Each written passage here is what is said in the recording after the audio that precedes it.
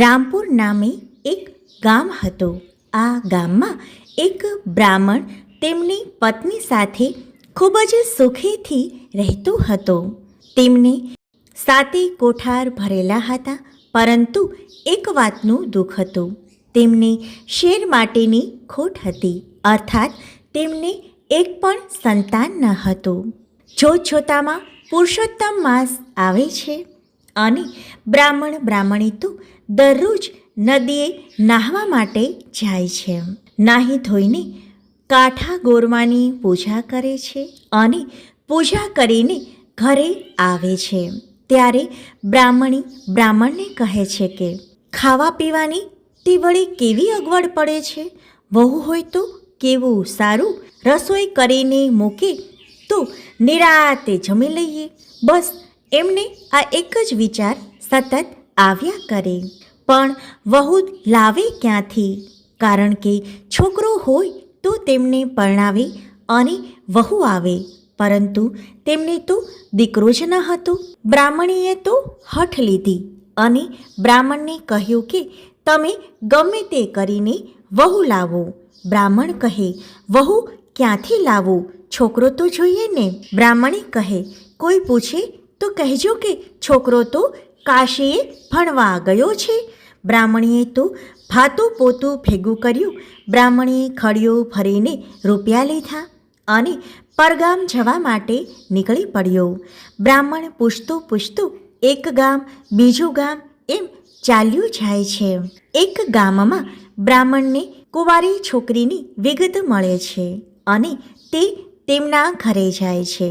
તેમના પિતાને કહે છે કે મારો છોકરો તો કાશીએ ભણવા ગયો છે. પુરુષોત્તમ માસ ઉતરે આવશે, માટે તમારી છોકરી મારા છોકરા સાથે પરણાવી દો. અરે ભાઈ, છોકરા વિના છોકરી કોની સાથે પરણાવું? છોકરીના બાપે કહ્યું, લેખણ સાથે ફેરા ફેરવું. ચોથું ફેરું અધૂરું રાખું.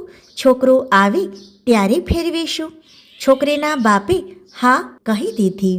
હવે તો નવરંગી ચોરી બંધાવી મંગળ વાજા વાગતા થયા અને છોકરી તો પરણવા બેઠી. છોકરીને તો લેખણ સાથે 3 ફેરા ફેરવીને પરણાવી દીધી. બ્રાહ્મણ વહુને લઈને ઘરે આવ્યો. વહુ તો ઘરનું બધું જ કામકાજ કરે છે, નિત્ય રાંધી આપે છે. બ્રાહ્મણી જમી પરવારી પૂજા કરી છે. એક દિવસ બ્રાહ્મણી નદીએ નાહવા ગયા. વહુ રાંધવા માટે દેતવા લેવા પડોશણને ત્યાં ગઈ.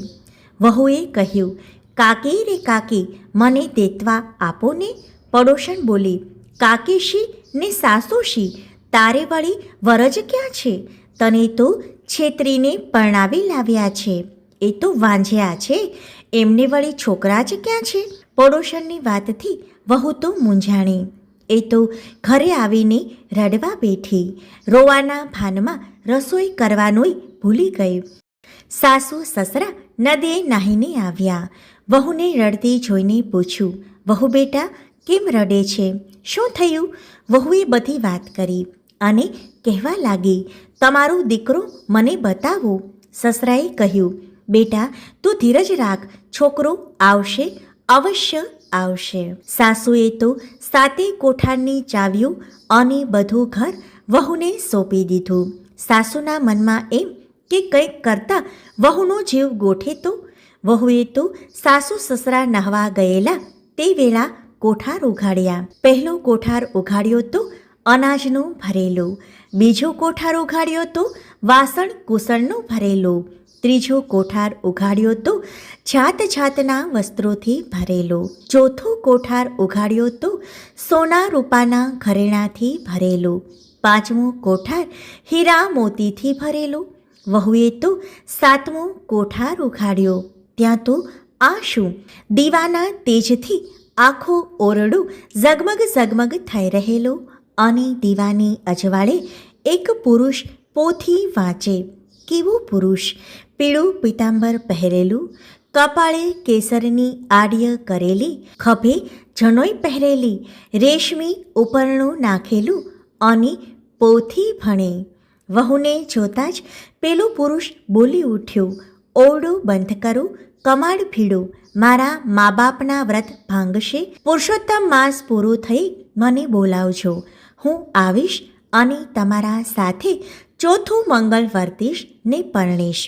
વહુએ તો સટ દઈને કમાડ ભીડ્યા. એના મનમાં હરખ સમાતો નથી. એને સાસુ સસરાની વાત સાચી લાગી. પુરુષોત્તમ માસ પૂરું થયું. આજે ઉજવણું હતું એટલે વહુ તો ઘરે ઘરે નોતરા દઈ આવી. થોડી વારમાં બ્રાહ્મણો આવ્યા અને વેદના મંત્રો બોલવા લાગ્યા. વહુ કહે, સાસુજી ચોરી બંધાઓને, આજે તો તમારો દીકરો આવવાનો છે. કેમ ભૂલી ગયા કે શું? હજુ તો મારે ચોથું મંગળ વર્તવાનું અધૂરું છે. સાસુ તો વિમાસણમાં પડી ગયા. છોકરો શો ને વાત શી? એણે તો ભગવાનના ભરોસે ચોરી બંધાવી અને મંગળવાજા વાગવા માંડ્યા. બ્રાહ્મણો કહે, હવે વર કન્યા પધરાવો. સાસુની મૂંઝાતી જોઈ વહુ બોલી, કેમ મૂંઝાવ છો વળી?